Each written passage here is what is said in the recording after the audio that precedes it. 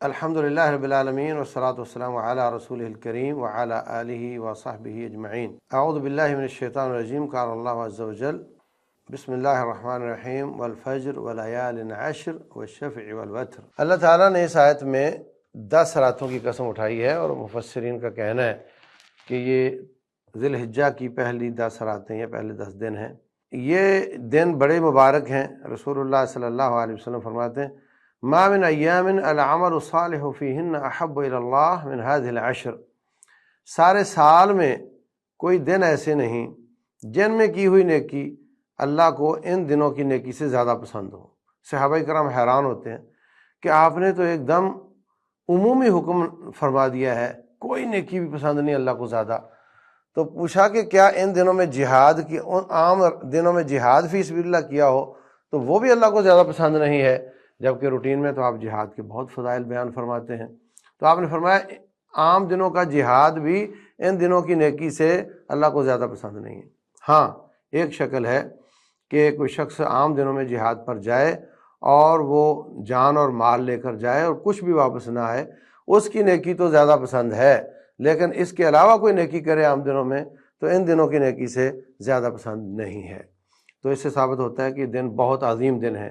جس طرح رمضان کا آخری عشرہ اس کے بعد عید آتی ہے، اسی طرح ان عشرے کے بعد بھی عید آتی ہے، اور یہ بھی اسی طرح کے بہت عظیم دن ہیں۔ ان کا بھی اہتمام اسی طرح کرنا چاہیے۔ روزے رکھنا، قیام کرنا، تلاوت کرنا، اور خصوصاً تکبیرات کہنا، صدقہ خیرات کرنا۔ صحابہ کرام چاند نظر آتے ہی اللہ اکبر اللہ اکبر اللہ اکبر لا الہ الا اللہ اللہ اکبر اللہ اکبر وللہ الحمد، یہ تکبیرات اونچی آواز سے گلی بازاروں میں بھی، نمازوں کے بعد بھی، عام اوقات میں بھی بہت پڑھا کرتے تھے۔ تو ہمیں ایسا کرنا چاہیے، اور تمام نیکیوں پہ پورا پہرا دے کر ان دنوں کو نہایت اہتمام کے ساتھ گزارنا چاہیے۔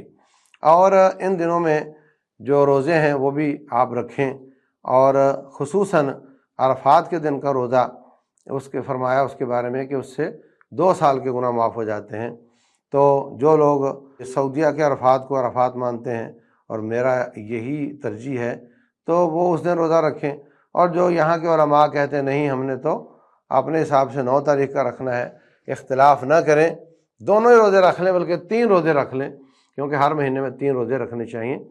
تو رکھیں، اور اللہ تعالیٰ قبول فرمائے گا، اور وہ فضیلت بھی آپ کو مل جائے گی۔ اس کے علاوہ جو شخص 10 تاریخ کو مغرب سے پہلے پہلے قربانی کرتا ہے، وہ اس کی قربانی بھی ان 10 دنوں میں شمار ہوگی، اور اس کا مقابلہ وہ قربانیاں نہیں کر سکتی جو 10 تاریخ کو مغرب کی اذان کے بعد ہوں گی، کیونکہ وہ 10 دنوں کے بعد ہوں گی۔ تو گوشت کو ترجیح نہ دیں، بلکہ آپ فضیلت کو ترجیح دیں، اور کوشش کریں کہ آپ کا جانور مغرب کی اذان سے پہلے پہلے کٹ جائے، یا کم از کم ذبح ہو جائے۔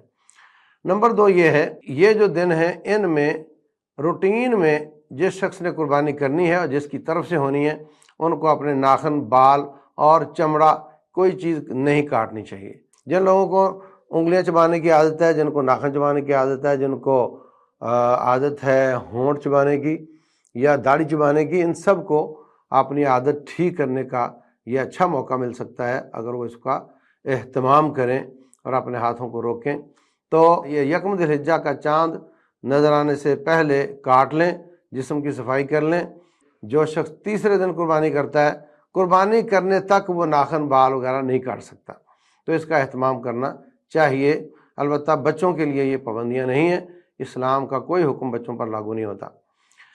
نمبر 2 یہ ہے، جو حاجی ہیں، عمرے والے ہیں، وہ ان دنوں میں حج عمرہ کریں تو اپنے بال کاٹیں گے اور ناخن بھی کاٹیں گے، ان پر یہ پابندی نہیں ہے، ان پر یہ پابندی نہیں ہے۔ تو یہ چند احکام ان دنوں کے بارے میں ہیں جو میں نے عرض کیے ہیں۔ ہمیں اس کا بہت زیادہ اہتمام کر کے ان دنوں میں اپنے آپ کو تھوڑا مختلف سمجھنا چاہیے، اور اس کا احساس ہونا چاہیے کہ یہ کون سے دن گزر رہے ہیں۔ آخری بات اس میں یہ ہے کہ ایک شخص کو رسول اللہ صلی اللہ علیہ وسلم نے فرمایا کہ تو عید والے دن بال اور ناخن کاٹ لے تو یہی تمام اضحیت کا، یہی تیری قربانی ہے۔ تو اس سے بات سمجھ میں آتی ہے کہ وہ ان 10 دنوں میں نہ کاٹے، وہ بھی احتیاط کرے، اور عید والے دن کاٹ لے تو اس کو قربانی کا اجر ملے گا، کیونکہ وہ طاقت نہیں رکھتا۔